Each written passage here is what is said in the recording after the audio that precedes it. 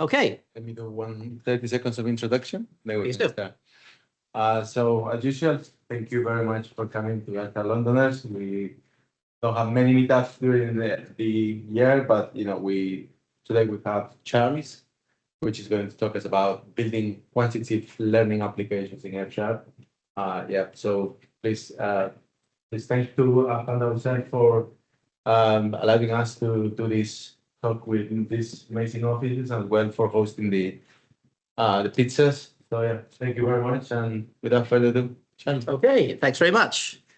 So yes, my name's Charles. I run Somatic. Also, I'm a fellow at Cambridge College in economics, Sydney Sussex College. Used to program just as a hobby when I was a kid, or doing tinkering with models as an academic. Eventually came via Mathematica, which is this guy's book. This guy's a strange language. So I enjoyed into FSharp. After enjoying teaching, creating resources and programming, thought I'd combine them into a maths education software, which has eventually become Somatic, which I'll talk about now. I don't think it would have happened without FSharp, both allowing me to create software end to end, and also be much more productive, I think, than other approaches. I think it's thanks to FSharp that this can happen. Thanks for the free pizza. I've also brought a cake, which I bought at a local supplier of cake. This is going to be involved in the talk. It's not free. You're going to have to bid for it. So think, how much is it worth to you?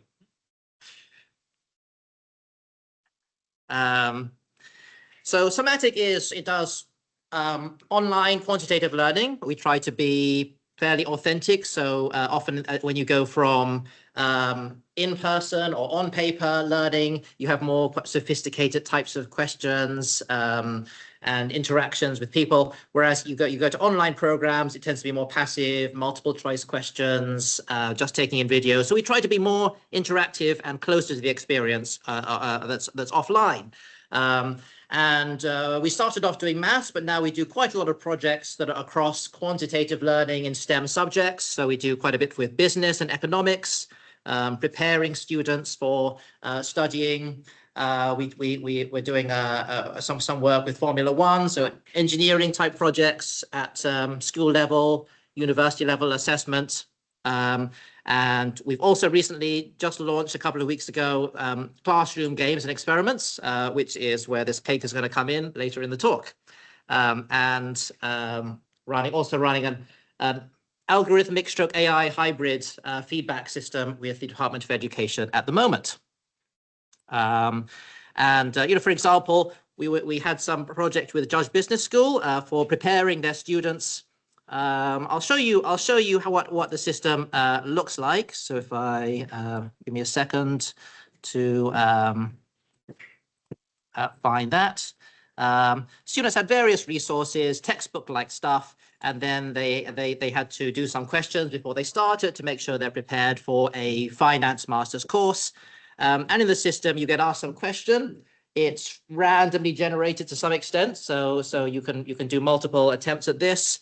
You're typing in some answer, whatever it is. Let's type in some random stuff, and the system will evaluate that. Will evaluate whether it's right or wrong, and whether it's on the right lines. Maybe I can't do this question, and it tells me figures out the solution, and then you can move on to a similar question. There are many things that are of this type, and the advantage that we often get from students is that you can. Oh, it's useless. Windows is getting worse. There we go. It has a lot of chance for students to make progress compared to if they do something on paper. If they do something on paper, this is a Sankey diagram. Most of them are getting it not completely right to start with. Some of them are getting it right. The ones that got it right they're generally stopping at that point because they're fine. The ones that got it wrong, they tend to try again, and most of them are able to pick it up for the second time. And even if they got it wrong for the first time and the second time, most of those, slightly over half, are able to pick it up the third time. So by the time you've tried 3 or 4 variants, a large majority, over 90%, able to do that method. So that's the idea of this randomization. We'll see how that works in the code as well. And generally, we like to have questions that are certainly much more authentic than the typical multiple choice online questions, where you're actually entering formulas, equations, steps of working, and the system needs to reliably evaluate your answer, which it does at the moment. And our work with the Department for Education is to add a bit more of AI to the system to give you some suggestions as to where you might have gone wrong, what you might do next. Some perhaps less, not completely reliable, but helpful verbal explanation as well. We also have a graphical framework, which I'll show some of as well. So the idea here is to understanding some graphs can be quite difficult for here, for example, you've got orbits around the sun, velocities, accelerations. A lot of students are going to find that difficult to understand. But if you can build this up one step at a time, it's presenting a bit slowly, but hopefully it will start to show. Let me bring it up on screen.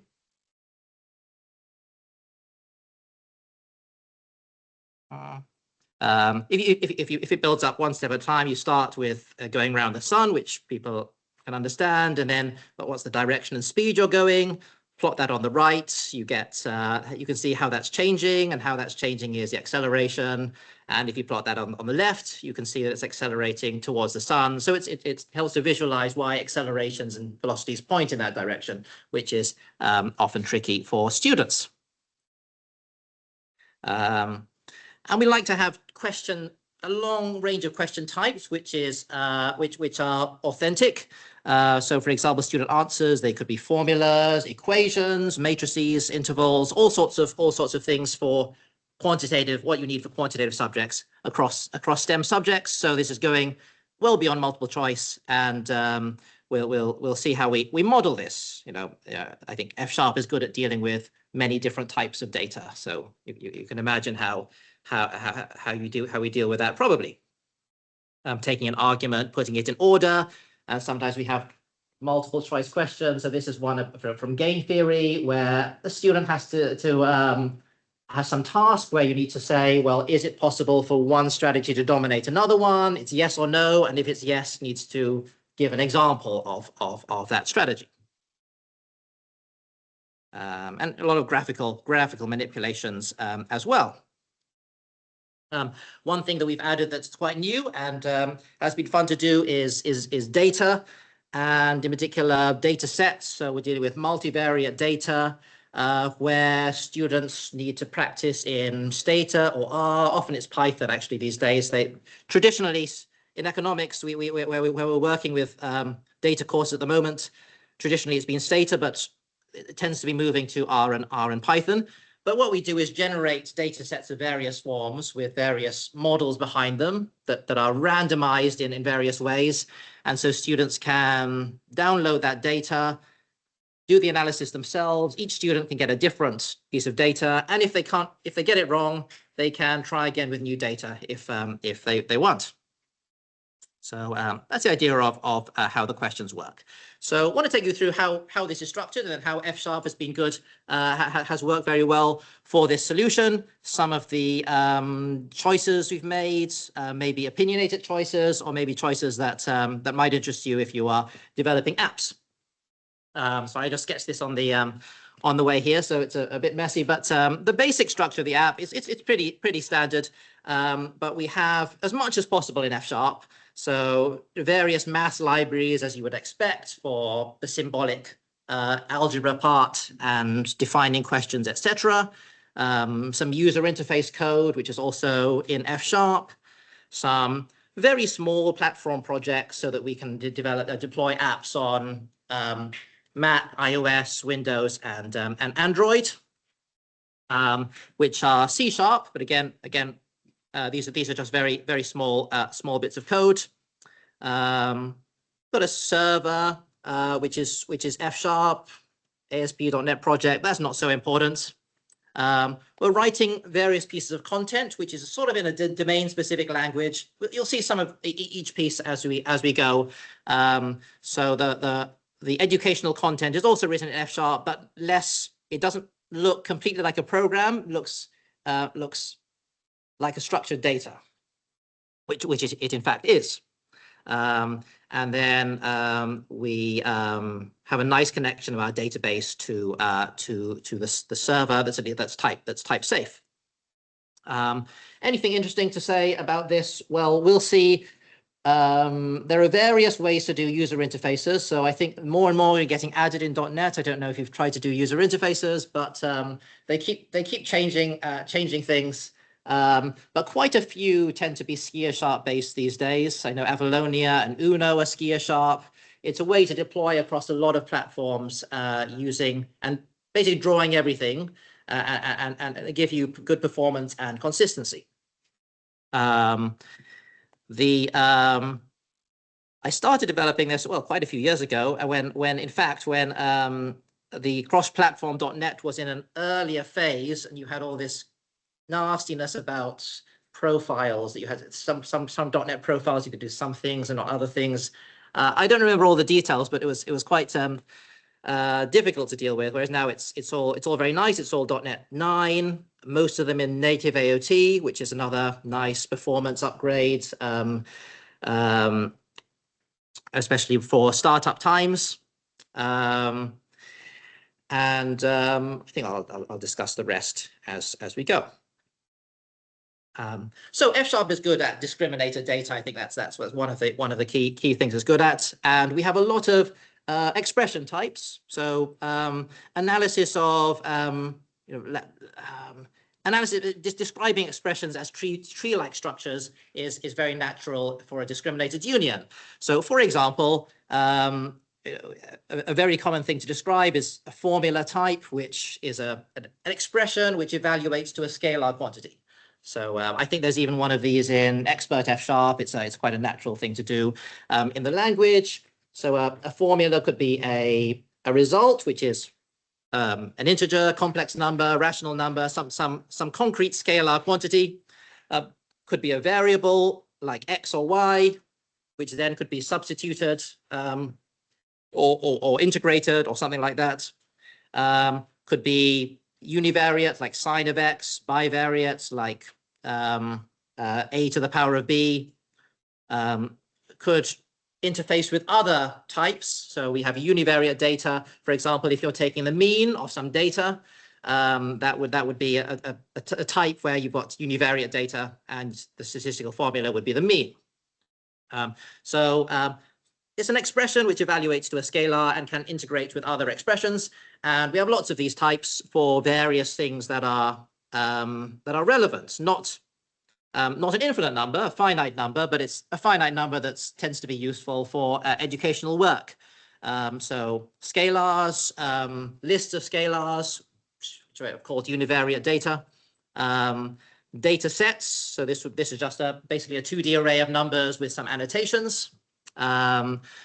Statements, which are expressions like x greater than y, or could be more complex than that, but for example, which evaluate to a Boolean. And text and math expressions, which could evaluate to a latex string, for example. So lots of expression types that are at the heart. And when we're defining our questions, as we could see, there are lots of different types of questions. So that also fits a nice discriminated union format, where you could have a question type called a QP question part. Well, forget the naming. It defines how an input is evaluated. So what the input is and how it's evaluated. So a QP.formula is the student needs to enter a formula, and the other data here would specify the right answer, for example. And then your formula you entered is matched against the right answer, matched in a sense that you do various bits of symbolic algebra to see if it's equal to the right answer. Even it could be in various forms, but should. So the system needs to detect whether one formula is equal to another, even if it's written in a different way. Floating point, for example, it could be a number you need to be with a precision level, 2 decimal places or something like that, or a graphical question where you have a graph that's defined and also a requirement for as you would change the graph. So let's say you might be let's say you've got a simple line. So here you're clicking on various points in the graph, moving them around. As you do that, various variables are changing. And so there'd be a particular statement that needs to be satisfied for your answer to be the right answer. So this point might be A, B, C, this point C, D, E, F, G, H, and there's some statement involving those variables which will define whether your answer is evaluated as correct. And an example of a right answer, so that when you if you were to give up and look at a solution, you'd be able to see a right answer. And there are many other types of that. And similarly, that's corresponding to each question type. There's usually some answer type formula, floating point number with a description of how many decimal places you gave, something like that. A list of variables and how you define them based on manipulating things in a graph, and so on. So those are questions, and we like to randomize the questions. That's one of the important features of the application. So what is a randomization? A particular randomization would ascribe to various variables some more specific values. So it could say that y should be given the value w squared, for example, or 7 or something like that, whereas it could be a data variable, which should be the list of numbers 1, 2, 3, 4, 7, something like that. And then again, a way to randomize this data, which is basically a sequence of these randomizer types, where each of these cases, again, some other discriminated union describing the various ways in which a formula could be randomized. Random polynomial or random number or something like that. So based on this, you should be able to roll the dice and generate a particular substitutions, plug that into our random question types, and then generate a specific thing like this, which you can display to a student. So that's the broad framework. Again, one of the things that's nice about FSharp is if you're planning things out, you just need to describe the types. So hopefully writing these types gives you some idea of how the structure, the architecture of how this works. So this is an example of some code that generates this planetary orbits graph. And so this is how our content library looks. So someone who is developing content would write in this format. And in this case, it does have a bit of programming at the top. So you're doing some operations. For example, well, there are not many. So here you have, this is not very easy stuff. This is something that Kepler defined, but there's some Newton-Raphson fixed point method that will give you some angle theta. So okay, there's some complicated way to define theta that Kepler discovered, and you can then find the position of a planet based on that, and differentiate with respect to t to find the velocity and then acceleration. So this is a little complicated in terms of the operations needed, but it's about as complicated. It has the complexity that you want. It's the same complexity as the conceptual complexity of the concepts themselves.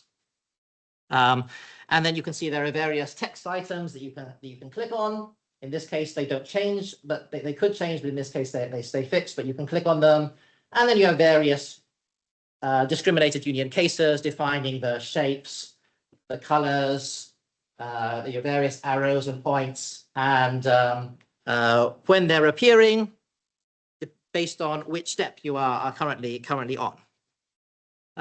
So that's how our content looks, and it's a sort of domain-specific language within FSharp that is used. We are also, so questions and graphs, and we've also just introduced experiments. So I did in fact get a pistachio cake locally just now. It's fresh.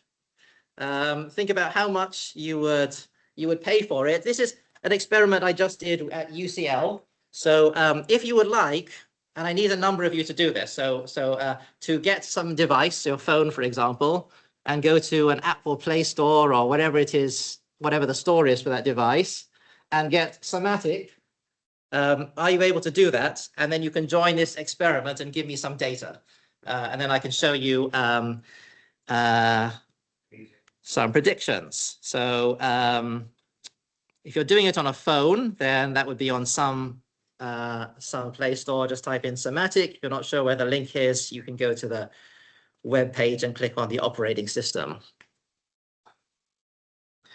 And you'll be able to log in with a probably Microsoft or Google account is the easiest way to log in.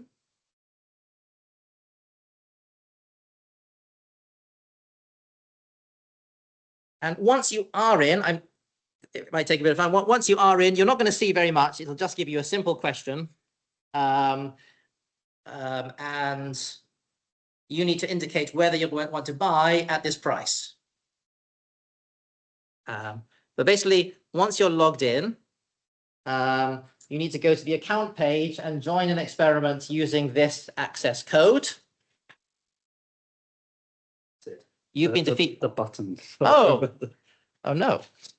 That's a good idea. Yeah, I like that. Sorry. Yeah. Buttons, right. I'm going to write that down. Yeah.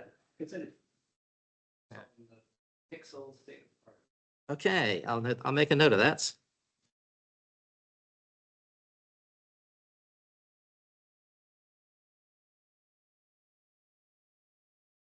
Pixel 6 Pro.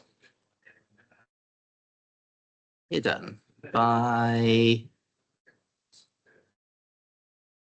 the Android buttons.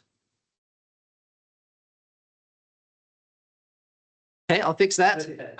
Wait, No, I mean the experiment from installing the application. Okay. Right. Then if you go to the account page, can you use this access code and ignore what it says about Dua Lipa? That's what the UCL professor wanted it to be about. It's not about Dua Lipa. It's about this pistachio cake. And I'm going to tell you the rules, okay? So because I did this for UCL, you can ignore most of the text. The price is given to you in the app, and you need to indicate whether you want to buy. And this is committing to buy this. So if you say yes, out of the people that said yes, I will randomly choose one person and execute the contract. You actually need to pay me the money, okay? When we did this at UCL, the figures we got were not very accurate because people were not actually giving the money. So you're going to give the money and you will get the cake. It's a good one. So this is the access code. Are you able to go to the experiment and then indicate whether you'll buy at this randomly chosen price?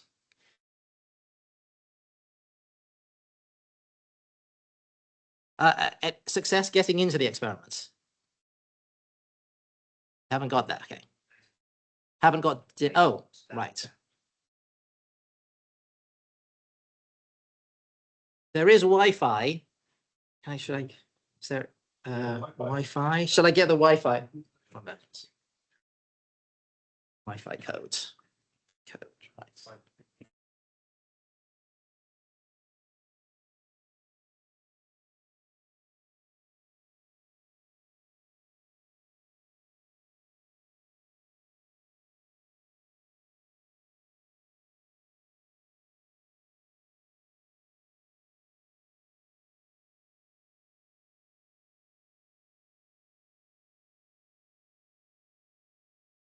This one, UJ7C6Z.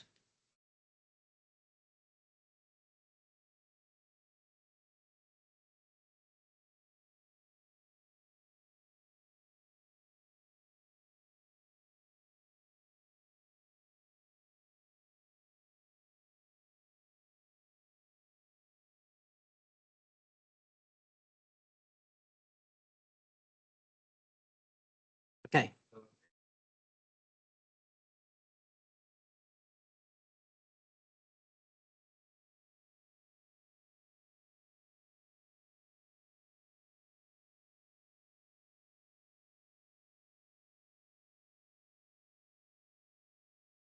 It's not very.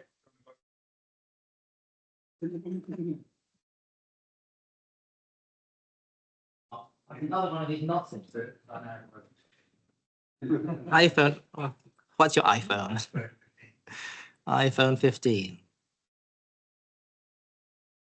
Notch. Is that called a notch at the top?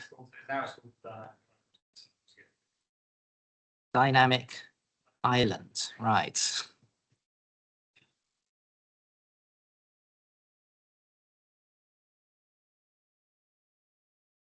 I was sure we asked the system for that anyway. We'll check. Let's see if there is some data. Let's refresh.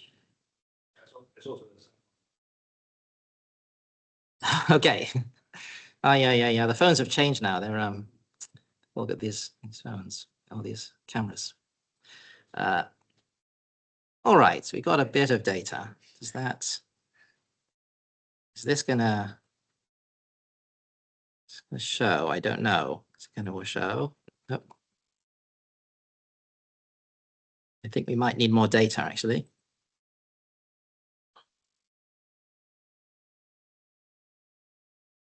Is this experiment going to work? There is a minimum amount of minimum amount of randomness you need for this to actually work. So I'm gonna do the experiment myself. No, you can only do it once.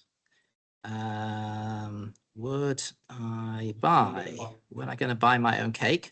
I say I'm not going to buy my cake. Okay, right. Let's see results. Oh, that was too expensive.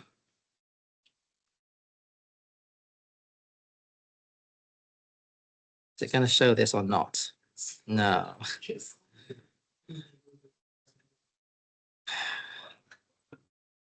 Okay, has everyone placed a bid?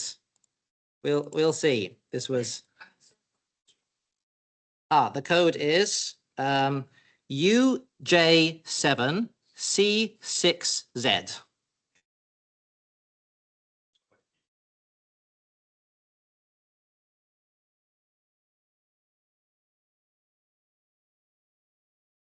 You didn't see a price.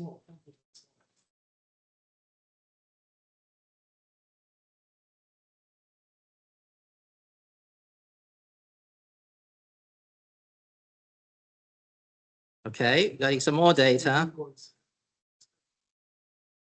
Okay, good. We've got enough data for the regression to work. This method needs more data. So it's an example of an experiment. There are experiments that are more fun where you're actually playing games on the system, which we were doing about a month ago. But this one is just a data collection exercise, but it's done by econometricians who they want to basically do forecasting based on this data. Given a price, what's the probability that someone's going to buy? And we got these data points for these ones buying and not buying.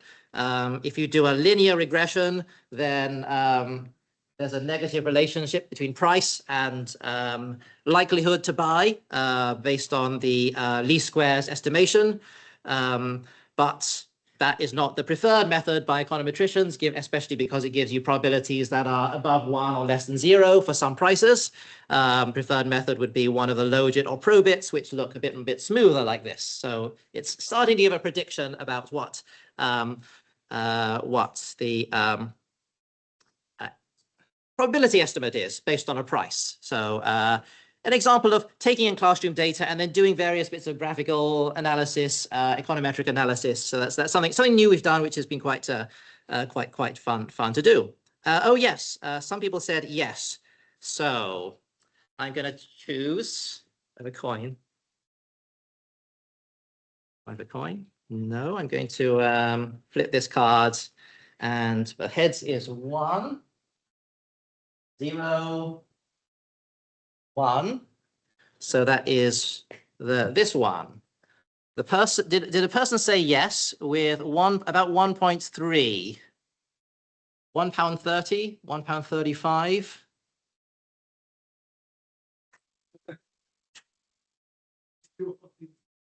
You didn't see the price. Well, okay. Who?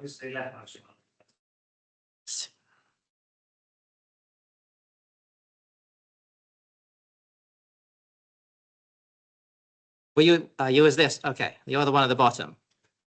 Was anyone, was anyone, who said yes with a known price? Okay. 290, 219, that's this one, okay? And who else?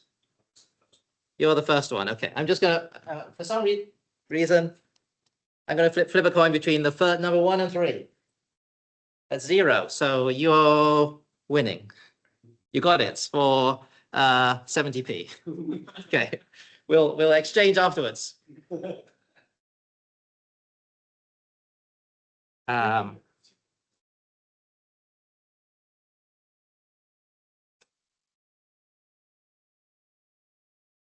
So some of the a bit more into some of the choices that we made as we're developing this. We're using FSharp to draw, and so basically there's a drawing framework. We used to use something that's used to be called Xamarin Forms, is now called MAUI, which is it tries to take some structured way to write a UI and then convert it into some native objects. But those native objects may look different on different platforms. And it tends to be difficult to get consistency and easy to get lots of bugs.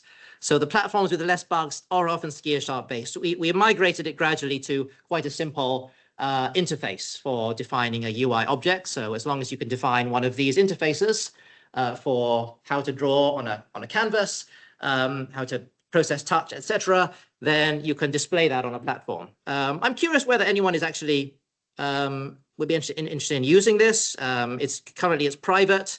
In theory, you could, let's say you wanted to define a UI object which could display on any framework. Then if you define one of these, you could deploy it to Avalonia, Uno, Blazor, anywhere else via FSharp. Conceivably, it's useful. If there's any demand for anything, we could in this talk we could open source it. We've got a reactive way of doing things. It's not as functional as some of the FSharp approaches, where the FSharp approaches are often like Fabulous. They take, I think there's a model that describes everything.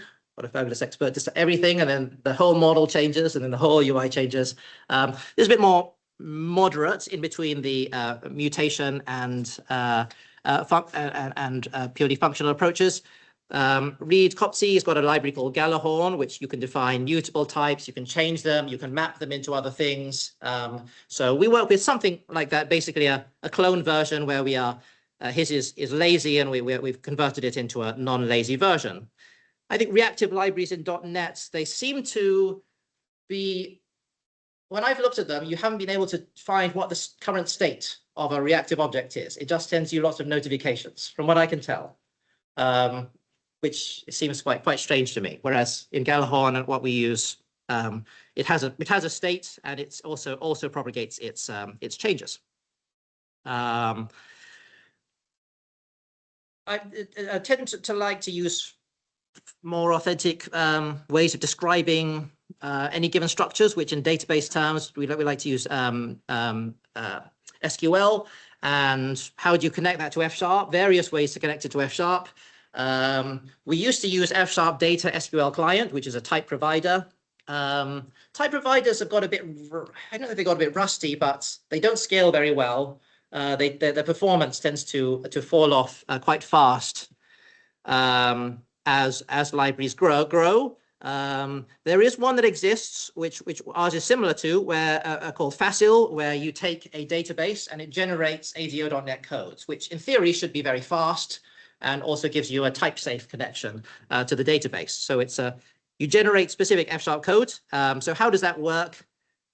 We basically do the same thing. There's some differences to that library. So we support functions, and that one is only stored procedures. If there's interest, we could perhaps merge the two or contribute the user-defined functions to that library. But how that works is you might have we have the SQL defined in source control, so at SSDT project that will generate the database to deploy. It will also generate a local database which the code analyzer can analyze to generate the types. So with a compilation step, it can take your SQL project and give you an interface for connecting to the database that is type safe. We have a lot of data that goes to and fro, like to make changes. People are updating the apps. Sometimes they're on slightly different versions. And we want their some things to last quite a long time, like attempts. They're making question attempts. We want those to be very stable. JSON seems to be quite popular, but we tend to use CBOR, which is quite similar in terms of its structure. It stores the structure as well as the data. So you can tell, for example, without knowing the data type, you can tell whether something is an array or a string or integer, so on, so on. You can look at the data, but it does it in a binary format that is smaller and faster. And we tend to do that explicitly because I generally like explicitness. It's easier to know what's going to happen. If you make a change, if you update something and you're dealing with old data, you know exactly what the old data looks like. You know what the new reader is going to look like, so you know what's going to happen because of the explicitness. And Copilot is very good at writing that code, so it's very easy. And so what is good FSharp for this language, and what sort of principles might you use to make some choices? Some of them are fairly obvious to developers that are in FSharp or .NET. At least type safety is extremely helpful, as I think everyone who's used a type safe language would have found. FSharp is known to be good at representing the shapes of data with discriminated unions for differential data, or with types or records for rectangular data, etc. Clearly, it's good at being expressive, so it's got expressions and functions. Some people get a bit worried about what C# is always changing and it keeps adding new things. Sometimes they complain about that. Sometimes they get worried that if C# is going to add all these functional features, well, maybe it gets better to use, or maybe it gets more clunky to use over time, depending on your perspective on the new features. But it probably is not going to become an expression-based language, and it's without expressions, it's everything becomes much uglier and more bureaucratic. I generally like things to be concise, not overly concise, but there's some correspondence of the concepts. You're thinking about some concepts, you write down the concepts in code, and there should be a match between the two for the concepts to concisely represent the concept. So not too short, but not too long either. It should be structurally matched. That's my idea about concision. Ideas first and implementation. I think in many languages, people will have some task and then just start writing code that does things. Imperative languages or dynamic languages, you might take that approach. Whereas my first experience of FSharp was you had to think more at the beginning. So you think about the types, think about the forms of the data, and once you've done the thinking and written those down, then everything became much easier. And I think that's a very productive structure. Readability, we like explicitness, performance. I think everyone knows that code readability is important. It's probably very easy to underestimate because the people writing the code are the writers, not the readers. As more and more code is generated, the less readable it will become, even just because of this volume of code that may end up getting written by AI systems. So FSharp clearly has got DUs are very good for representing data. The functions are very expressive. It's an expression-based language. You define your type, so you think first, think what the types are. The rest of the code becomes much easier. File ordering, which is something that some people complain about, but to me it's very useful for being able to read one step at a time. You read through, and I'm an educationalist, so as if I were writing lecture notes, I would definitely want my lecture notes for people to be able to read from the beginning to the end, and not need to know the end before understanding the beginning. So that's very important to readability. And we're not functional purists, so we're happy to use classes, hiding things where possible. The more that gets hidden, the less you need to understand things that are on the outside. There are things that we don't tend to use that are probably opinionated, like we don't use reflection, it's not type safe. Try to avoid operators that a general reader would not be able to understand, or where the type signatures are really complicated.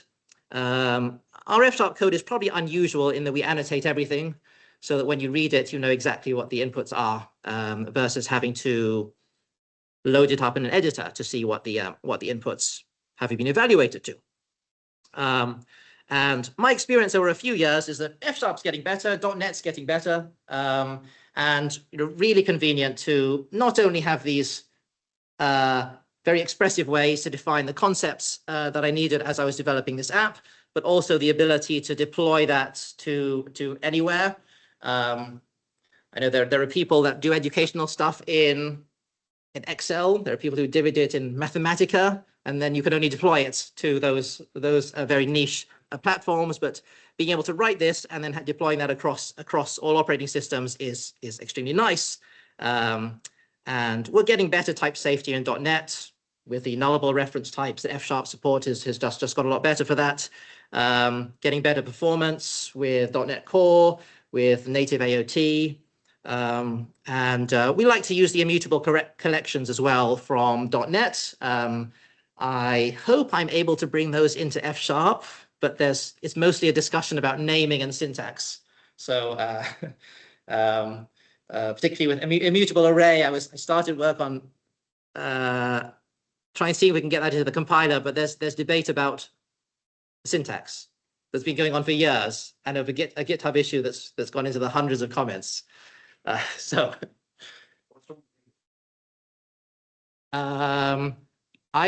a lack of a general good performance immutable sequence type. Where basically that's FSharp list, which is a linked list, and linked list, it allocates a lot. It creates an object for every element of the list. And I think it can be all over the place in memory. So, and the alternative is an array, but an array is mutable, and we don't like, it's nice to have it that's not mutable. So an array that's not mutable is something that I think is of general utility. And I think that was the agreed part. The less agreed part is what should that immutable array look like at FSharp. It was agreed as this.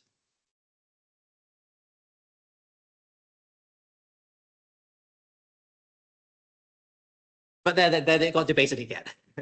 The agreement didn't stick. I got a PR. Yes, I got a PR. Right, but I think I don't know what's needed to make.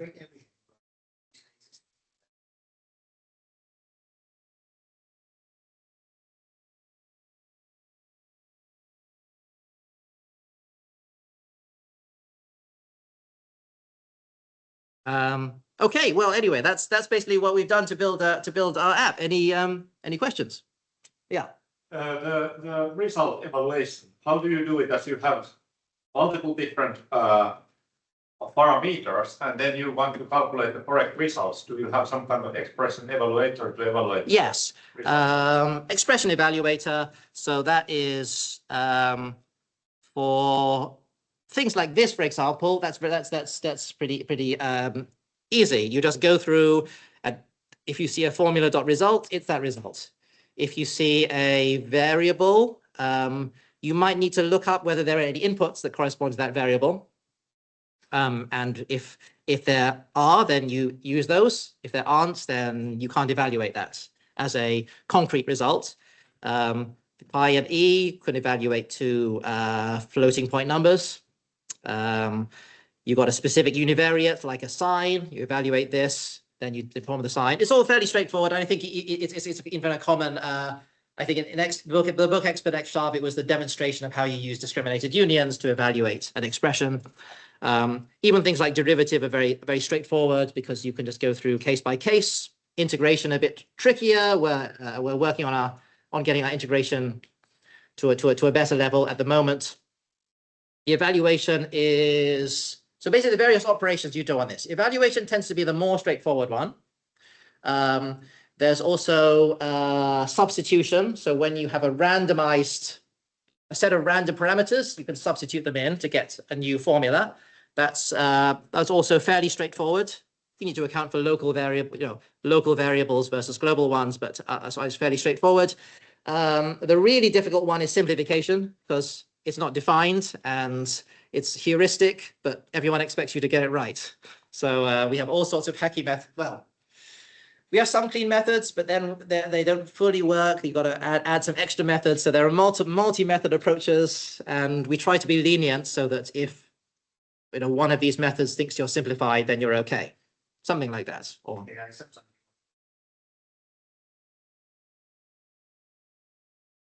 right. Yes. Yeah. So How heavy is it checking?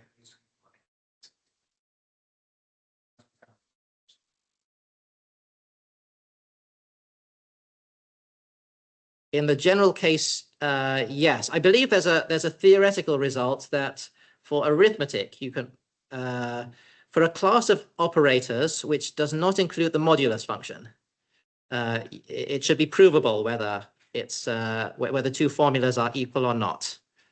And we do a best effort to try to prove it one way or the other, and if it fails, then we calculate some values. Kind of related that you had there, for example, the Newton method there in the example. Have you written your own Newton method, or are you using some math library that is already? Oh, well, we do. I forgot to acknowledge libraries. So I can't remember. This one is fairly straightforward. I think we might have written that one, but we do make quite extensive use of the math.net libraries, which are really great. So that's very good. We also use C# math, which has a formula editor and renderer, which is also pretty good. Eventually, we might write one in FSharp because it's got to the limits of its complexity and no one really understands how to change it anymore. But for the moment, it does do a good job.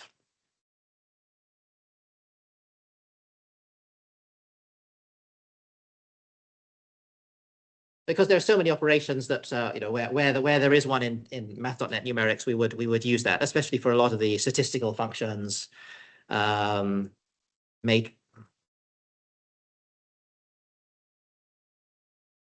matrix and some matrix and statistical operations.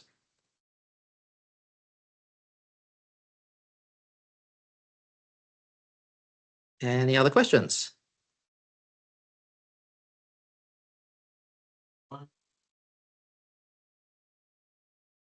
Okay, very good to meet you all, and it's an honor to be invited. Thank you very much.